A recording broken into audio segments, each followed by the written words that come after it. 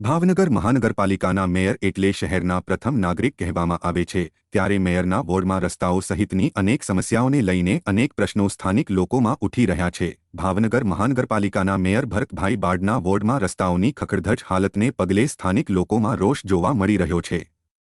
ખાસ કરીને વડવાનેરા વિસ્તારમાં રસ્તાઓની હાલત અત્યંત બીમાર હોવાથી સ્થાનિકો નવા રસ્તા બનાવવા માટેની માંગ કરી રહ્યા છે। જો કે આ સિવાય પણ અનેક સમસ્યાઓ છે। જો કે આ વિસ્તાર ભાવનગરના મેયર ભરતભાઈ બારડનો છે।